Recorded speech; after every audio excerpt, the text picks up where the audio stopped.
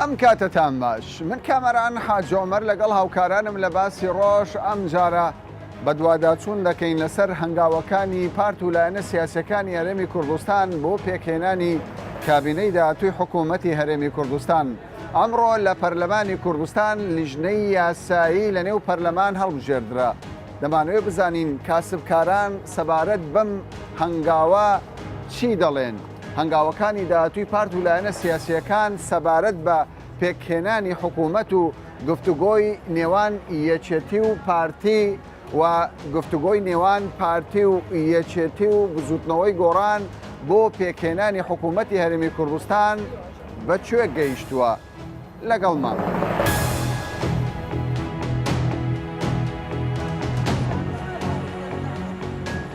بەلای تۆ چی گرینگە بۆ حزبەکان بیکەن بۆ خەڵکی کوردستان؟ وڵی یەکگرتن و دائیمەن بەرژەوەندی ملەتیان لە پێش چاو بێ. ئەمڕۆ لە پەرلەمان دانیشتن نەبوو لیژنەی یاسایی هەڵبژێردرا چاوەڕێ دەکرێت لە ماوەکی نزیکیش هەنگاو بۆ پێکهێنانی حکوومەت بکرێ. ئەمە دڵخۆشت دەکات؟ وڵی طبعا دڵخۆشە چونکە چەند ئەو لیژنانە زوو پێک بێت و زوو کاری خۆیان بەڕێوە بن ئەوەندە کار ئاسان دەبێت بۆ ملەت ئەوەندە ڕێ خۆشتر و ئاسانتر دەبێت. گەشتبینی بۆ داهات؟ بەڵێ بەڵێ ئینشاءڵڵا گەشتبینی ئینشاءڵڵا. بۆ ئێوە گرینگە ئەمڕۆ پەرلەمان دانیشتنی هەبوو لیژنەی یاسایی دەست نیشان کراوە؟ هەموو کاتە گرنگە کە پەرلەمان پێکەوە دابنیشە هەمویان و یەکگرتوو بوون و بڕیار دەربێت تەبعا لەو میلەتی فەقیر هەژار گرنگە. بەڵام ئەگە هەرێ هەمووی پەرتەوازە بێ هەرێ کە ڕووی دەلایەشی داوی تەبعا وەزەرێ لەو میلەتی کورد هەر بەعام. ئێستا چاوەڕێ دەکرێت پارتی و یەکێتی گفتوگۆ بکەن. تۆ چی بەو دوو حزبە دەڵێ؟ من دەرێن بەو دوو حیزبە بەسە با تۆزێک بە خۆدا بستنەوە بە حکومەت پێک بێ یەکگرتوو بی یارمەتی هەژار فەقیری باشە بەرژەوەندی خەڵکی کوردستان لە چ لە پێکهێنانی حکوومەت؟ تەبعا لە پێکهێنانی حکوومەت هەردوو لا پێک بێن ئاخریش هەردەبی پێک بێن چونکە هەر پێک دێن حکوومەت بەبێ یەکێتی و پارتی ئیش ناکرێت. ئێستا ساردێک هەیە لە نێوان یەکێتی و پارتی بێتاقەتی کردو؟ بۆ؟ کوردستان بێگرتوویە خۆش و بێگرتوویە جوانە خۆی ئەگەر یەکگرتوو نەبێ بامانجی خۆی ناگەن. باشە بە بۆچوونی تو بۆ گەنی ناکۆکی هەیە لە نێوان یەکێتی و پارتی ناکۆکێکیان لەسەر چییە بەڕێی تو؟ ناکۆکیە لەسەر کەرکووکە خۆی ئەگەر کەرکووک بۆ شێوەی نەبا بۆ شێوەی نەدا. ینی کێشەی کەرکووک بۆ خەڵکی کوردستان چەندە گرینگە؟ ینی بەڕێی تو پێکهێنانی حکوومەت گرینگترە یان دانانی پۆستێک؟ دانانی کەسێک بۆ پۆستی پارێزگار کامە گرینگە؟ خۆی کەرکووک مشکیلێ هەیە کەرکووک تا ئازاد نەبێ ئێستا هەر پارێزگارێکی داینی بۆ کورتی ئیسپادەین. باش ئەی دواکەوتنی حکوومەت زەرەر لە خەڵکی کوردستان ناکە؟ تەبعاً بەڵام دەبێت بەدانیشە حەل بکرێت. بەدانیشتە گفتوگۆی لەسەر. ئەمڕۆ پەرلەمان دانیشتنی هەبوو لیژنەی یاسایی دەستنیشان کرا. ئەمە باشە هەنگاوێکی باش زۆر حەز دەکەی زوو حکوومەت پێک بێ؟ خۆی ئینشاءڵڵا زوو پێک دێ بەس دانیشتنی یەکێتی و پارتی دێ. بۆ تۆ پێکهێنانی حکوومەت گرینگە؟ زۆر گرینگە تەبان. لە چ ڕۆیکەوە گرینگە؟ وەڵڵای هەتا زوو پێک بێ باشترە چونکە خەڵک زۆر چاوەڕێ و کابینەیە بەڕاستی. بەلای تۆ گرنگترین شت پێکهێنانی حکوومەت؟ تەبان ئەولەویەتە. ئەو کابینەیە چاوەڕێی شتی زۆر لێ دەکرێت بەڕاستی. خۆت چاوەڕێی لێ دەکەی؟ چاوەڕێی چی لێ دەکەی بیکە؟ زۆر شت لەوانە ئەوەی کە تو لە مێشکرداوە کابینەی داهاتوو ئەم گۆڕانکاریە. وەڵڵاهی ئەم بەتەوقعاتی خۆم یانی چاوەڕێی زۆر شتی لێ دەکەم کە شتی زۆر نوێ مۆدرن بکە بەڕاستی. ئەمڕۆ دانیشتنی پەرلەمانە بوو لیژنەی یاسایی هەڵبژێردرا و هەموو فراکسیۆنەکان دەڵێن زۆرینەیەن بە تەنیا یەکێتی نەبێ دەڵێ ئێمە لەگەڵ ئەوەی زۆر حکوومەت پێک بێ. ئەمە باشە؟ باشە گە زۆر حکوومەت پێ بێ باشتر نەکەوەی پێک نییە. پێکهێنانی حکوومەت دڵخۆشت دەکات؟ بەخوای تا ئێستا هاوڵاتیانی کوردستان ناوەوە کە چەند جار پێکاتینە و هەر وەکجارە ماتەوە گۆڕانکاری بەسەردا ناتێ. ئێستا بەشێک لە فراکسیۆنەکان دەڵێن ئەم کابینەیە کابینەی گۆڕانکاری دەبێت چاکسازی دەبێت. تۆ پێت وایە ئێستا بۆ نمونە ئەم جارە دەڵێ گۆڕانکاری نەبووە ئێستا گۆڕان بەشداری لە حکوومەت دەکات؟ چەند جاری تر پێشترش گۆڕان بەشداری کردەوەی گۆڕانکاری نەبوونەدا خۆی لە بەشداری گۆڕان. باشە بە بۆ چون تو گۆڕانکاری دەبیت چی بی؟ یعنی ئەو حزبانە هیچ نامینێن حزبێکی نوێ بێ؟ ببینێن بەس ناوی گۆڕانکاری بکەن لۆ میلەتەکەی. چیت دەوێت گوزەرانی ئەو خەڵکی باشکەن لێدەگەی پاشەکەوت نەمێنێ.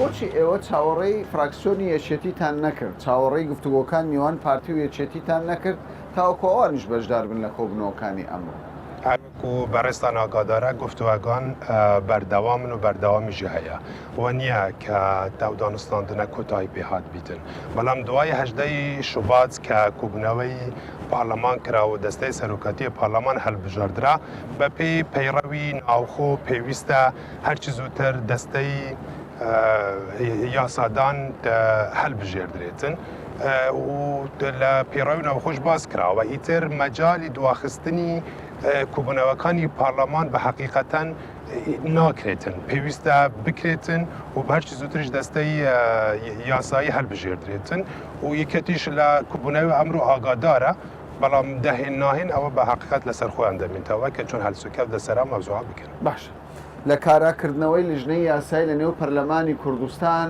ئامانجتان چییە؟ دەتانەوێت پرۆژەی سەرۆکایەتیش زوو دەنگی لەسەر بدرێ یاخود تەنیا دانیشتنی ئەمڕۆ کۆتایی با پرۆسەکە بێت؟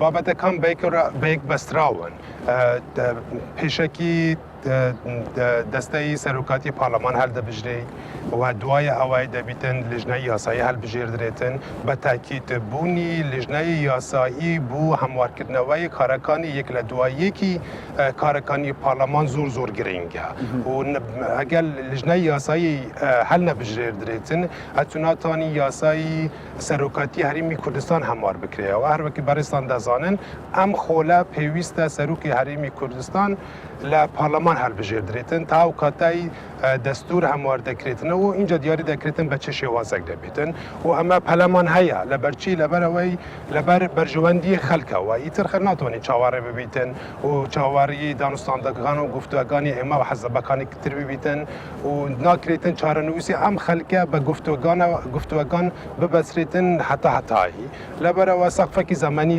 هەیە و پێڕەوی ناوخۆش دیار دەکەتنانی ئیتر لە دەستێمەش دەرچووە ئەمە پایبەندی یاسا و پێڕەوی ناوخۆی پارلەمانین کە دەبیتن لەو فترەیە دەستەی سەرۆکاتی هەلم هەڵبژێتن دەبیتن لیژنەی یاسیەکان هەڵبژێتن و اینجا یەک بە دوای یەک کارەکانی تری پارلەمان کارە بکرێت.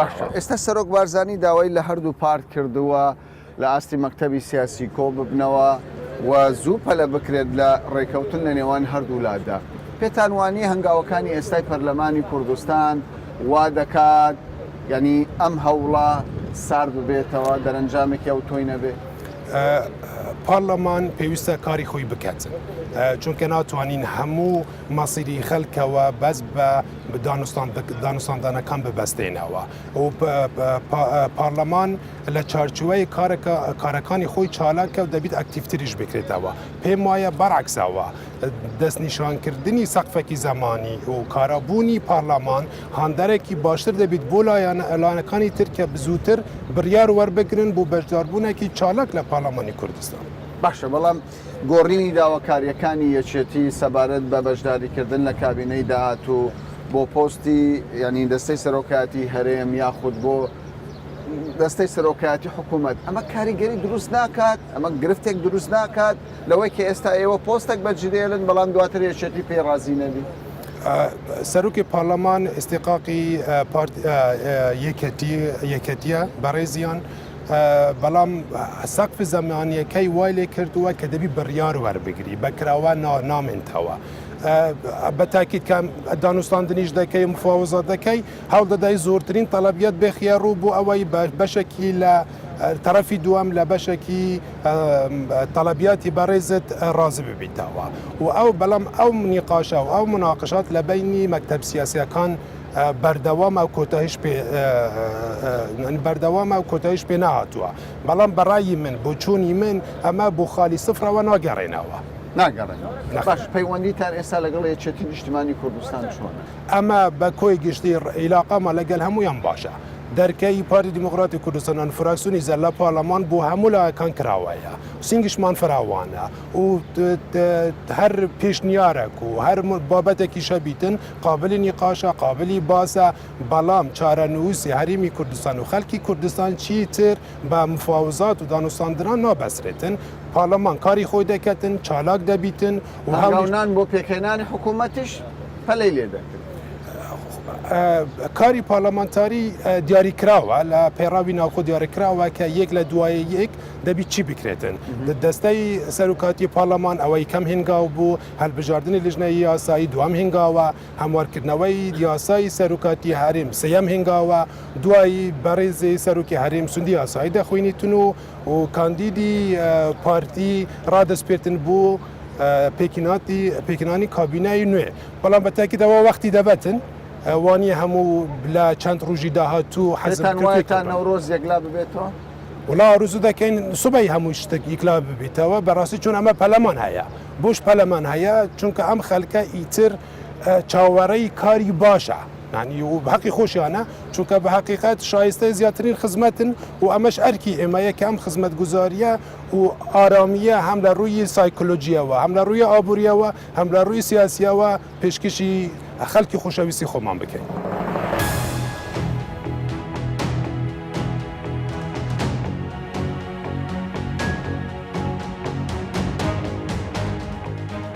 بابزانین ئێوە لەگەڵ پارتی بەنیازی چین ئەمڕۆ دانیشتێکی دیکەی پەرلەمانتان دەست پێ کرد لیژنەی یاساییشتان هەڵبژە.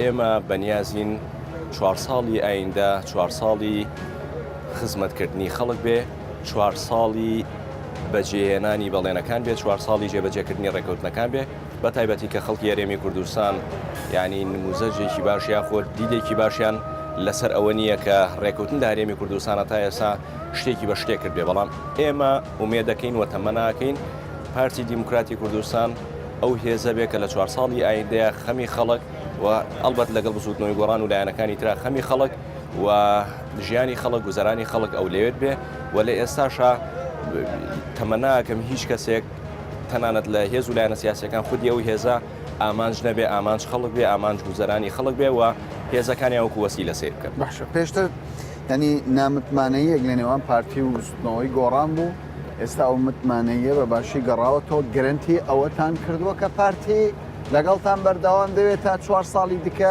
یاخود ئەو متمانەیەش لای پارتی دروست بۆ بۆ ئێوە؟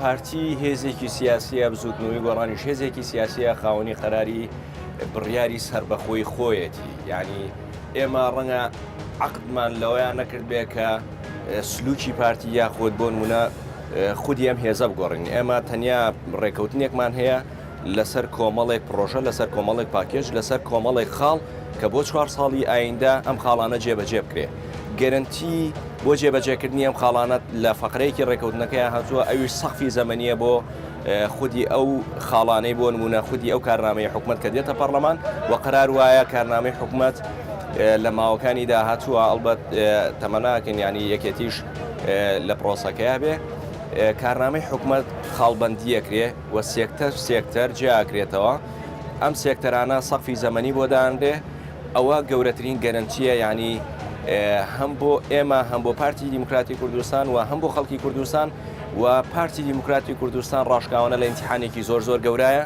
ئێمە پێش ڕێکەوتنێکمان هەبوو سەبەب هەرچی بوو بێ یعنی ئەو کاتە کە سەبەبەکە مەسەلەی سەرۆکاتی هەرێم بووە ئەم ڕێکەوتنە تێک چووە بەڵام بۆ لەمەولا خەڵکی هەرێمی کوردستان باش شاید بن هێز و لایەنە سیاسەکانی تر شاید بن ئێمە ئەوەی کە داوامان کردووە سێکتەرەکرێتە خەڵ و سەقفی زەمەنی وەدانرێ و ئەو کاتە با خەڵک شاید بێ کێ مقەسیرە لە جێبەجێنەکردنیەوە ئێمە گەژبین و تەمە ناکەین جێبەجێ بکرێەوە تەمە ناکەین پارتی لەو هێزانە نەبێ کە خاوەنی وعد و بەڵێنی خۆیان باشە پارتی دەڵێ ئیتر چاوەڕوانی بەس دەبێت دانیشتەکانی پەرلەمان بەردەوام بێ خەڵک چاوەڕێی حکوومەتی داهاتوو دەکە و دەبێ ئێمە پەلە بکەین لە پێکهێنانی حکوومەت ئێوە وەکو فراکسیۆنی وزوتنەوەی گۆڕان هەمان ئامانجتان هەیە؟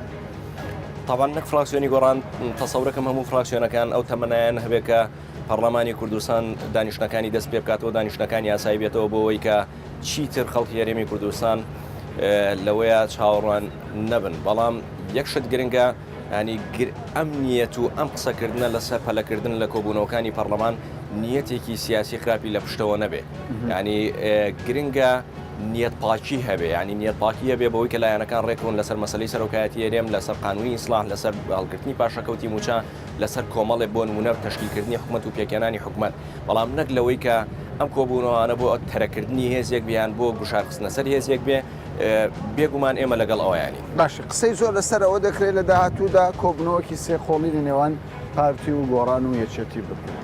بزوتنەوەی گۆڕان دەرگای گفتوگۆ و مەبدەئی گفتوگۆی هەمی شەکراوە بووە بۆ ئەوەی کە سازان و ڕێکەوتن لەگەڵ لایەنە سیاسیەکانە بکە بۆ ئەوەی کە ئەو دۆخە تێپەڕێنێ و لە ئێستاشە کە دۆخێکی لەم شێوەیە هەیە بێگومان بزوتنەوەی گۆڕان ڕەنگە دوای ڕێکەوتنی یەکێتی نیشتمانی کوردستانیا لە کاتێکی ترا مەبدەئی گفتوگۆی لە هیچ کاتێکا ڕەت نەکردوێتەوە بەڵام گرنگەوەی ئەم گفتوگۆیانە بۆ تێپەڕینی کات نەبێ بۆ ئەوەی کە لە پێناو بەرژەوەندی گشتی و لە پێناو خەڵکی هەرێمی کوردستانە. باشە بستنەوەی گۆڕان لە ڕابردوودا هەوڵی ئەوەی داوە بە شێوەک لە شێوەکان ینی ئەو سادێ لە نێوان پارتی و یەکێتیدا هەیە ڕۆڵێک ببینێ کە یەکێتی بەشداری لە دانیشتەکانی پەرلەمانی کوردستان بکات. بێگومان گەورەترین ڕۆڵ کە بزوتنەوەی گۆڕان بینیوێتی ئەو دەرفەتە بووە کە بەم دوو هێزە درراوە ینی بزوتنەوەی گۆڕان هەم پارتی دیموکراتی کوردستان و هەم یەکێتی نیشتمانی کوردستانی وەکو دوو هێزی مستەقیل وەکو دوو هێزی ڕکابەریان ململانێکرد لە گۆڕەپانەکەی بینیەوە دەرفەتی هێشتوێتەوە بۆی کە ئەم دوو هێزە بگەنە ڕێکەوتن لانی کەم لە سەر کۆمەڵی پرسی چارەنووساز لەسەر کۆمەڵی پرسی نیشتمانی.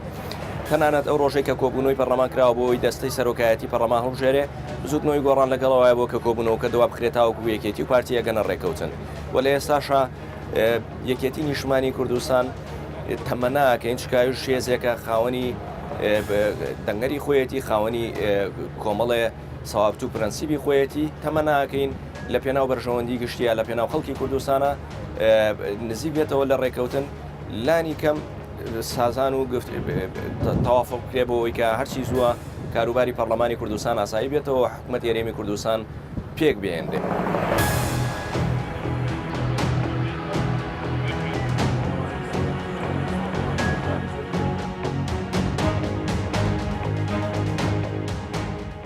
ئێستا دانیشتەکان بەبێ یەکێتی نیشتیمانی کوردستان بەڕێوە دەچێت. ئێوە وەکو فراکسیۆنی یەکگرتو لەگەڵ ئەوەن خۆی یەکێتی نیشتیمانی کوردستان هێزی دۆمی کوردستانە ئەبێت لەگەڵ پارتی دیموکراتی کوردستان و هێزەکانی تر بگاتە ڕێکەوتن و فعلەن لەو ڕۆوە من پێم وایە خواستی یەکێتی خواستێکی ڕەوایە کە ئەڵێ بێ بە یەک پاکێج هەرێم و کەرکووک و بەغدا چارەسەرکەین چکە ناکرێت کورد لێرە یەک بێ بەڵام لە کەرکووک و لە بەغدا ناکۆک بێ بەڵام بەڕای من یەکێتی لەوایە هەڵاکە کە بە 21 کورسیەوە بێوێ شەریکە بەش بێ حسابی 50 کورسی بۆ بکرێ ئەبێ یەکێتی دیموکراسی قبول بێ وەکو 21 کورسی حەقی خۆی بێ بدرێ وەکو هێزێک کاریگەر لە کوردستانە مافی خۆی وەربگرێ و لە بەغاو لە هەرێمیش کورد یەکدەنگ بێ چکە خۆ دەزانی کێشەی ناوچەدا بڕاوەکان ئەمە مەسەلەیەکی مەسیریە بۆ خەڵکی کوردستان و هەرێمی کوردستان وەخوا نەخواستە قەوارەی هەرێمیش لە مەترسیایە کە بەلای ئێمەوە قەوارە و کیانی هەرێم لای یەکگرتووی ئیسلامی کوردستان مقەدەس و پیرۆزە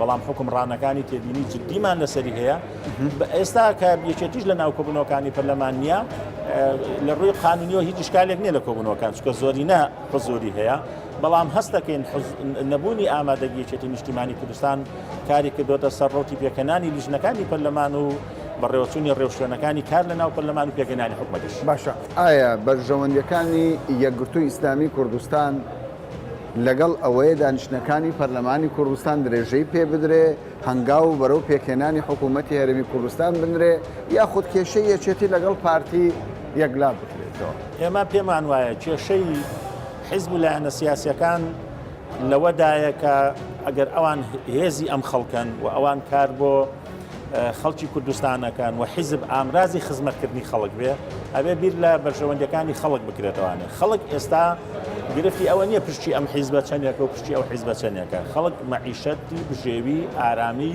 خۆشگوزەرانی خزمەتگوزاری ئەمانەی بەلاوە پەسەندە بۆیە پێکێنانی حکوومەت کە دواکەوتووە ئێمە پێمان وایە یەکگرتووی ئیسلامی کوردستان پەلە بکرێت لە پێکێنانی حکوومەت و پەلە بکرێت لە پێکێنانی لیژنەکانی پەرلەمان و پەرلەمان کەوێتە سەرکاری خۆی بۆی ئێمەش وەکو لایەنێکی ئۆپۆزیسیۆن چینە سەر چاودێریکردنی حکوومەت و لە ناو لیژنەکانی پەرلەمانی کوردستان کارەکانمان ئەنجام بدەین. باشە سەبارەت بە دامەزراوەکانی هەرێمی کوردستان پەرلەمان ینی کابینەی وزاری حکوومەت ئێوە وەکو یەکگرتووی ئیسلامی کوردستان پێتان وایە ینی کێشەی حزبایەتی وا بکە ئەم دامەزراوانە شەلەل ببێت؟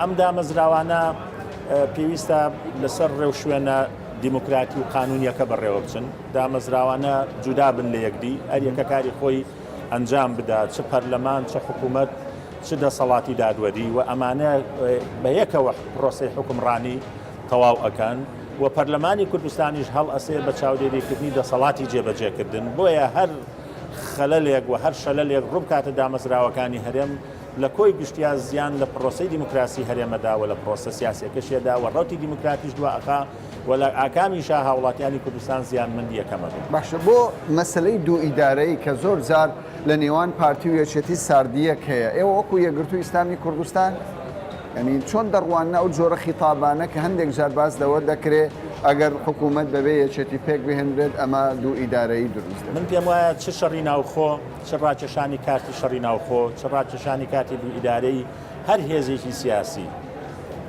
بیریشی لێ بکاتەوە بە خەیاڵیشیدا بێ خیانەتێکی نیشتیمانی لە گەلی کوردستان ئەنجامەدا و دەست بۆ خیانەتی نیشتیمانیە باوە بیر لەو هەموو معاناتەش ناکاتەوانێکە ئێمە لە 27 ساڵی ڕابردووە ڕەوڕەوەی پێشکەوتن و ئەزمموی سیاسی خەڵکی کوردستان بەهۆی شەڕی ناوخۆ و ئیدارەی زۆر دواکەوت لەبەرەوە بەڕای من ڕاکێشانی کاتی ئیدارەی تەنها وەرەقەیەکی گوشارە لەلایەن هێزەکانەوە لەسەر یەکدی ڕاستە ئەمانە هەریەکە لە منتیقە نەفوزی خۆیان ئێمە بمانێ نەمانێت دوو ئیدارە هەیە لەسەر ئەرزی واقع بەڵام ڕاکێشانی ئەو کاتە تەنها بۆ کاتی گوشارە هیچی کە نییە چونکە پارتی وێچێتی بەڕای من ئەوە نان بەرژەوەندی بەیەکەوە هەیە هەرگیز بیر لە دوو ئیداری ناکەنەوە بەڵام ئەمە زەختێکە بۆ ئەوەی کە زۆرترین پشت بچڕن لەناو پرۆسەی حکومڕانی و لەناو حکومەتە.